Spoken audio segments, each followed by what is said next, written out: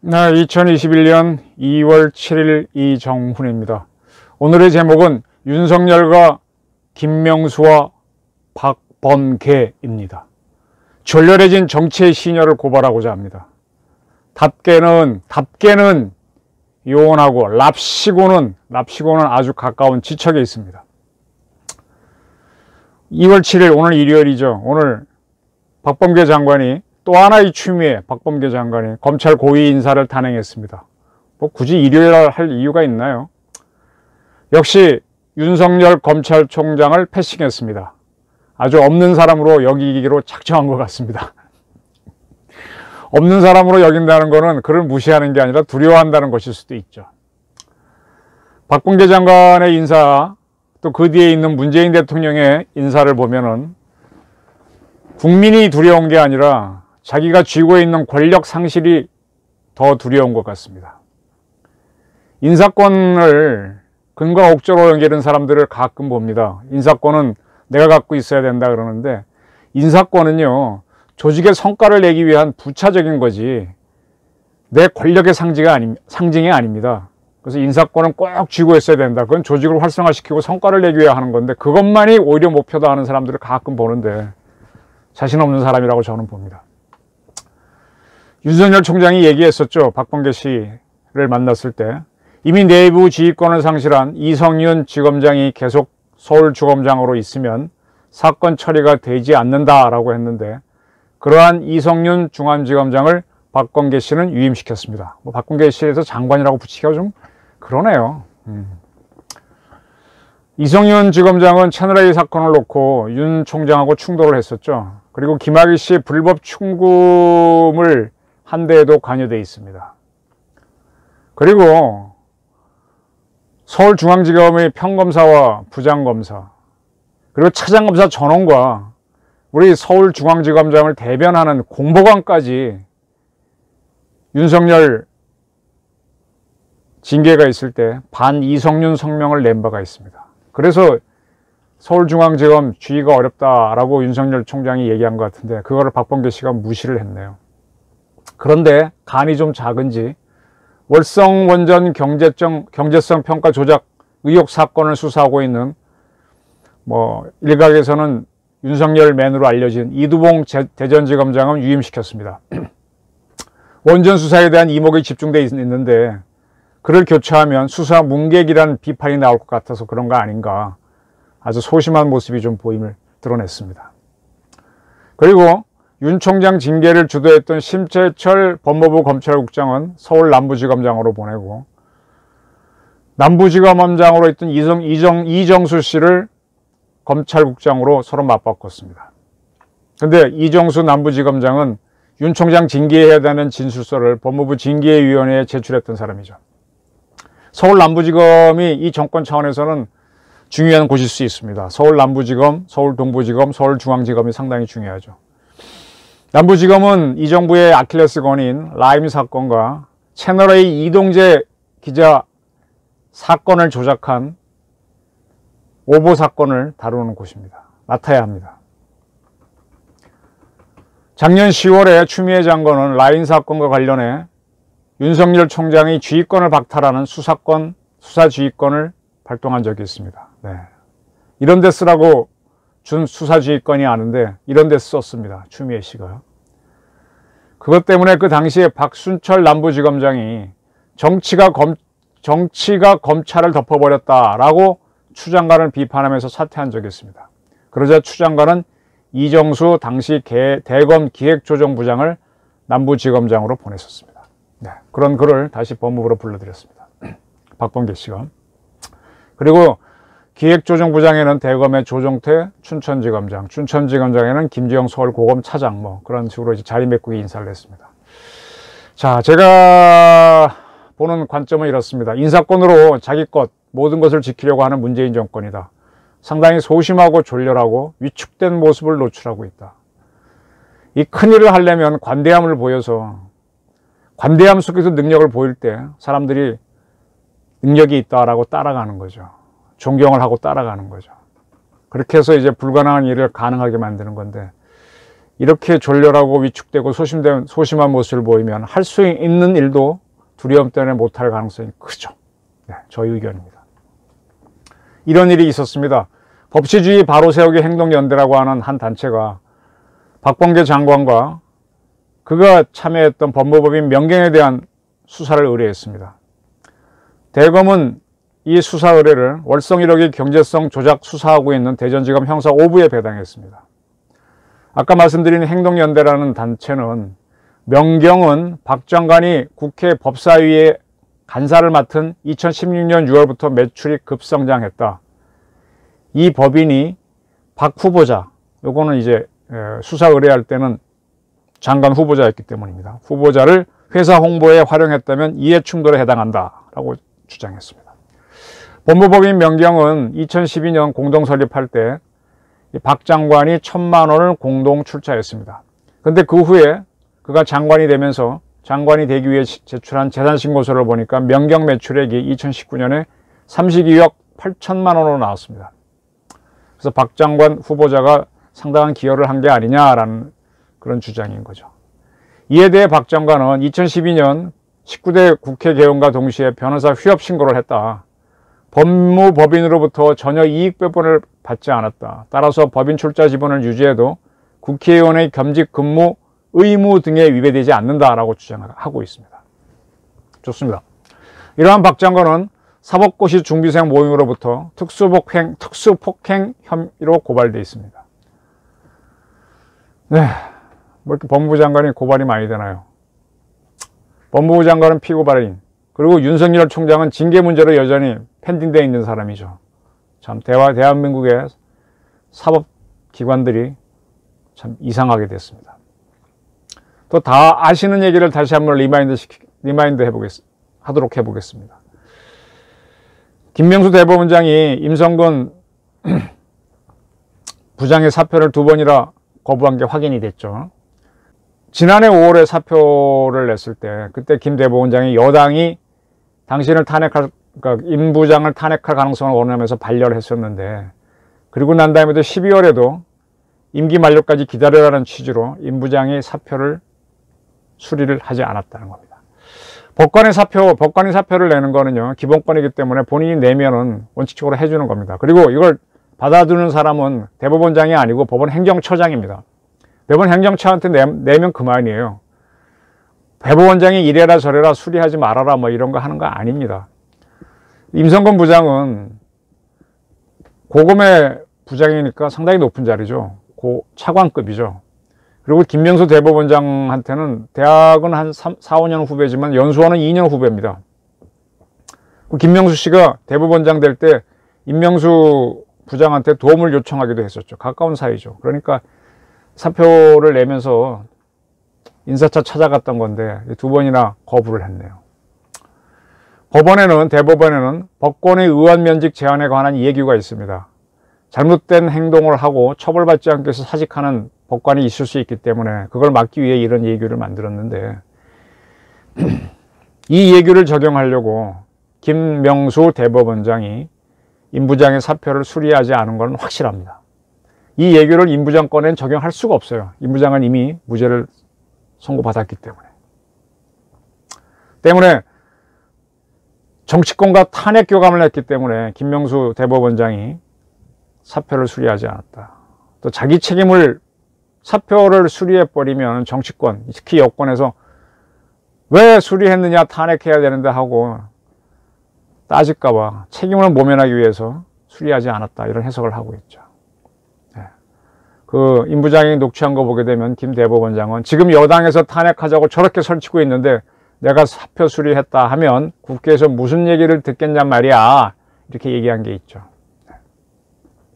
김명수 대법원장, 어쨌든 대한민국 사법부의 최고의 자리에 올라갔는데, 그분은 서울 고등법원장은 말할 것도 없고 부산이나 대구, 광주의 고검장을 한 적이 없죠. 고법원장을 한 적이 없죠. 서울중앙지법원장도 하지 못했습니다. 춘천지법원장에서 바로 대법원장으로 직행했습니다. 상권 분립의 이익을 책임진 자리에 아주 영전을 하신 거죠. 그가 이제 대법원장이 되고 난 다음에 뭐 사법농단 사건이 있었다고 막 아주 시끄러워서 양승태 고 전임 대법원장을 구속하고 난리를 쳤는데, 지금 이 사건 기억하시는 분들 거의 없을 겁니다. 양승태 전임 대법원장은 국정농단, 정권과의 각종 재판 거래, 특정판사 불법 사찰, 특정판사 비위 은폐 등 40개의 혐의를 받아 기소됐는데 구속 반년 만에 보석으로 현재는 석방되어 있습니다. 그러니까 별 뉴스가 나오는 게 없죠. 또 사법농단으로 기소된 판사들도 줄줄이 무죄 선고를 받았습니다. 이분들은 벌써.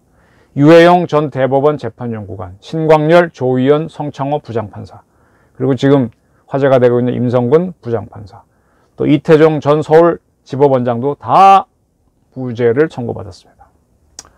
이렇게 무죄를 선고받은 임성근 부장이 사표를 냈는데 사표를 수리하지 않고 탄핵 소추를 하게 했으니 김명수 씨는 사법부의 수장이 맞아? 라는 질문이 나올 수밖에 없는 거죠. 왜 그러냐? 그런 2017년 9월 대법원장이 되기 직전에 국회 청문회에서 이런 얘기를 했습니다. 법관이 독립해 정의로운 재판을 할 수 있도록 방패막이가 되겠다. 그리고 취임식에서는 법관 독립을 침해하려는 어떠한 시도도 온몸으로 막아내겠다. 고 했었는데 무죄 판결 받은 법원이 국회의 탄핵 소추를 받게 했으니 참 이 말이 무색해진 거죠. 그러니까 이런 지적이 나오는 겁니다. 이런 일도 있었습니다. 기억하지 못하는 분들이 많을 텐데 2018년 2월 20일입니다.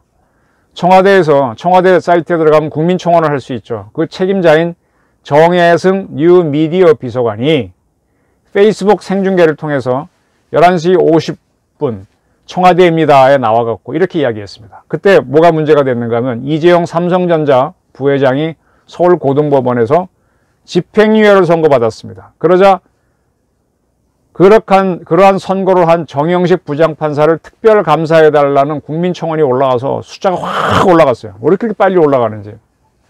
거기에 대해서 정혜승 씨가 이야기한 겁니다. 이렇게 얘기했습니다.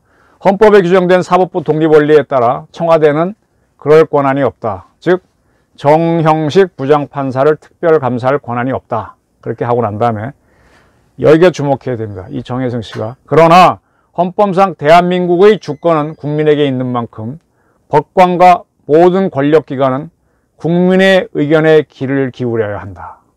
네, 기울여서 뭐 어쩌라고. 국민이 요구하는 대로 하게 되면 인민재판하라는 얘기입니까?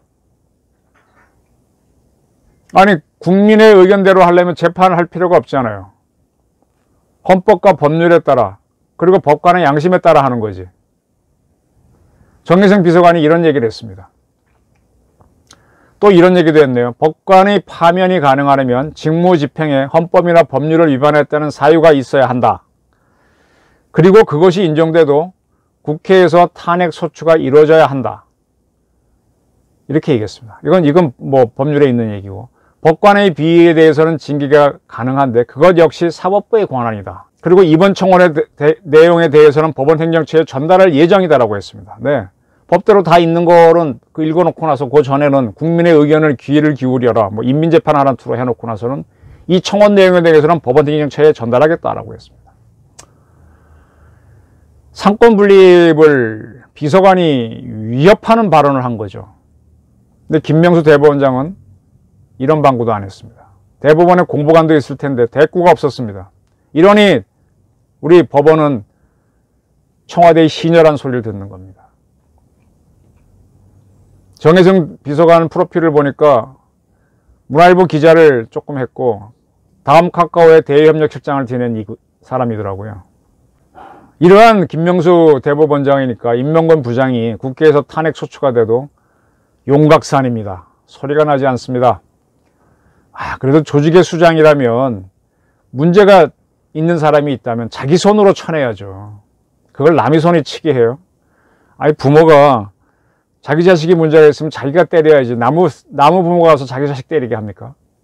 상권 분립이 있는데. 참 이리 보고 저리 봐도 저는 참 말이 안 된다고 생각합니다. 이런 일이 있었습니다. 50대 81년부터 한 85년까지인가요? 대법원장을 지내신 유태흥 씨란 분이 계셨습니다. 기억하시는 분들이 있을 겁니다. 50 초에서 중반까지 대법원장 지내셨는데 퇴임하시고 나서 85, 95, 05 한 20년 지난 2005년 1월에 마포대교에서 투신을 해서 모든 국민을 놀라게 했습니다. 구조는 됐지만 그 후에 돌아가셨죠. 바로 돌아가셨습니다. 경찰은 그분께서 허리에 지병이 있어 수년간 통원 치료를 받았다. 병세가 악화됐다라고 얘기했고요. 그분 주변에서는 신병에 대한 괴로움을 토로해 왔었고 그날도 정심을 거르고 병원에 들렀다 공원에서 쉬었다 오겠다고 한 후 사고가 났다고 했습니다. 저는 대법원장을 지낸 이가 왜 이렇게 했을까 굉장히 궁금합니다. 재판이라고 하는 것은 고도의 집중, 정신 집중을 요구하는 겁니다. 조직을 이끄는 것도 고도의 정신 집중을 요구하는 겁니다. 모든 권력자는 자기 약점을 압니다. 저도 저의 약점을 압니다. 그래서 두려움이 있습니다. 아마 대통령이 경호실을 두는 것도 그런 이유 중에 하나일 거예요. 뭐 여러 가지 이유도 있지만 보호받고 싶을 겁니다. 저도 역시 보호받고 싶어요. 근데 그렇게 보호에 자신이 없으면은 자기를 위협할 수 있는 사람들의 약점을 잡고 있으려고 하죠. 그런 일을 누가 해주나요? 대통령 입장에서는 정보기관이 해주죠. 그것도 정보기관에는 뭐 국정원도 있고 경찰청 사직동팀, 청와대 민정수석, 공직기강 수석, 뭐 이번에 신설한 공수처도 될 수 있겠죠. 근데 이러한 것들에 매달리게 되면은 자기 보호에 집중하게 되면은 국정을 하지 못합니다. 의연하게 이 두려움을 극복해야 돼요. 그래 쏴봐라. 링컨처럼 담대하게 혼자 극장에도 가고 물론 거기서 암살이 되지만 그렇게 해야 뭔가 일을 할 수 있는 거예요. 4.19 때 뭐 이승만 대통령에 대해서 함부로 말한 사람들이 많은데 국민들이 하야하라고 하니까 이승만 대통령 그래 국민의 뜻이면 하고 하야했지 않습니까? 굉장히 배심이죠. 11.6 때 총을 맞았을 때 도망가지 않고 차지철씨 도망가고 뭐 다 그랬죠. 그냥 그 자리에서 괜찮다 하고 쓰러진 박정희. 87년 6월 항쟁, 민주항쟁을 드셨을 때 물러서지 않고 6.29 선언을 해준 전두환. 어찌됐든 저는 이런 사람들을 강심장, 대단한 심성의 소유자로 봅니다. 이 정도 배심을 가진 사람들이 나라를 이끄는 정치를 해야 돼요. 두려움에 젖어갖고 남의 약점 잡고 뭐 보호나 받으려고 하는 그런 마인드로 정치를 하면은 필패로 갑니다. 5.16이 일어났을 때 순영으로 도망간 대한민국 지도자가 있었죠. 박정희가 피살된 11.6 때 미군 부대로 도망간 국방부 장관이 있었죠. 이런 걸 보게 되면은 국가 지도자라고 해서 항상 담대하고 용감한 사람이 되는 건 아니다. 분명합니다. 저 같은 보통 사람들도 그런 자리에 가서 아주 힘들어서 쩔쩔매는 경우가 많구나 하는 걸 저는 알고 있습니다. 그러니까 이런 분들은 스트레스가 많죠. 그러니까 남의 얘기를 못 듣고 남의 얘기를 못 들으니까 좋은 방안이 없고 자기 머릿속을 생각한 거가 한번 꽂히면 그걸 밀어붙이기 위해서 막 전전긍긍하는 거죠. 옆에서 뭐라 그러면 다 패싱 이러는 겁니다. 그리고 불안하니까 타인의 약점을 잡으려고 합니다. 그리고 늘 스트레스를 받으니까 얼굴도 편안하지 않고 의자에 앉아도 깊숙이 앉지 못하죠. 내려놓아야 하는데 점점 더 짐을 지고 있는 모습이죠. 노무현 대통령을 돌이켜보면 그때 제 옆에서 이렇게 취재를 하면서 보니까 참 군과 사법부, 특히 검찰을 많이 두려워했습니다. 그때 최강욱 씨가 법무관, 군 검찰이었나요? 그런 사람들이 나서갖고 검찰권으로 군 수뇌부를 장악하려고 아주 애를 많이 썼었죠. 거기에 남재준 총장이 반발하고 또 인사로 또 잡으려고 하니까 또 반발하고 해서 하니까 뭐라 그랬어요? 청와대에서 나온 말이 정중부의 난, 무신의 난 뭐 일어난다 이런 헛소리를 해갖고 또 기무사가 조사하게 만들고 아니올시다 보고하고 자기가 놀라서 지시하고 또 자기 사람으로 조사해서 안심하고 하는 그런 작태를 청와대가 반복했었습니다. 그때 문재인 씨가 민정수석인가 그랬는데 송영근 기무사령관에게 보안부 철폐에 총대 매달라는 부탁까지 하고 뭐 그런 모습들을 보였습니다. 그 노무현 정권의 모습을 그대로 리바이벌 하는 게 문재인 정권인데 역시 군을 굉장히 두려워합니다. 때문에 촛불 시위로 집권한 다음에 그때 기무사가 뭐 계엄령 문건을 검토했던 걸 핑계로 계엄을 하려 했다고 하면서 군을 휘어잡으려고 그랬죠. 그러다 처음 던 부자가 나왔죠. 문재인 정권은 사법부와 법무부 그리고 검찰부터 장악하려고 했습니다. 박근혜 적폐 수사에 앞장섰던 윤석열 고검검사를 서울주검장 또 검찰총장으로 파격적인 영전을 시켰습니다. 그런데 이 윤석열 씨가 검찰주의자 모습을 보이면서 도니까 급브레이크가 걸리면서 이제 윤석열 쳐내기 위해서 지금 혈안이 돼 있는 겁니다. 그 윤석열을 잡기 위해서 추미애 박범계를 축차 투입하고 있습니다. 군사를 할 때는 축차 투입은 절대로 하지 마라. 그건 화력만 소실하고 손실을 대고 성과가 없다 그러는데 그런 모습을 보이고 있습니다. 작전적으로도 문재인 정권은 잘 못하고 있습니다. 최근에 추미애 전 장관이 봉하마을에 가서 노무현 전 대통령 산소를 찾았는데 저는 그걸 보면서 추미애 씨는 친문이 아니잖아요. 친노도 아니고 문빠도 아니잖아요. 근데 어쨌든 악역을 많이 했거든요. 문빠를 위해서. 그러니까 문빠가 좀 나를 지켜달라 하는 그런 어떤 간접적인 사인으로 보여요. 뭐 거길 가서 그렇게 한 거를 그렇게 페이스북에 자랑스럽게 올릴 이유가 뭐가 있어요? 혼자 진짜 존경해서 가서 했으면 조용히 하고 돌아오면 되지. 박범계 장관도 문빠 계열은 아닙니다. 어쩌면 추미애 장관과 같은 길을 걸을지도 모릅니다. 김명수 대법원장은 어떤 길을 걷게 될까요? 제가 가끔 뭐 패튼 장관 이야기를 했는데 패튼의 타서전 책 이름이 하루를 살아도 사자로 살고 싶다였죠. 저는 이러한 박범계 씨나 추미애 씨 또 김명수 씨를 보면서 당신들은 하루를 살아도 대법원장이고 하루를 살아도 법무부 장관인데 대법원장과 법무부 장관답게 할 수가 없느냐라는 질문을 하고 싶습니다. 과거 추미애 장관이 장관 시절에 윤석열 총장을 비난하면서 검찰총장이 랍시고 어쩌고저쩌고 했다라고 했습니다. 랍시고라는 연설을 했습니다. 저는 이 랍시고 연설 말고 좀 대법원장답게 법무부 장관답게를 하라고 좀 주문하고 싶습니다. 랍시고와 답게 사이가 너무 멉니다. 사람은요 안 바뀌어요. 답게 한다는 게 쉽지 않아요. 배심도 있고 실력도 있고 체력도 있고 담력도 있어야 되는데 못 바꿉니다. 근데 하는 척이라도 한번 해봐라. 그 자리에 갔으니까. 그 자리를 보고 그 사람 능력이 아니라 그 자리를 보고라도 사람들이 절을 하는데 그렇다면 한번 답게라도 해보시라. 답게.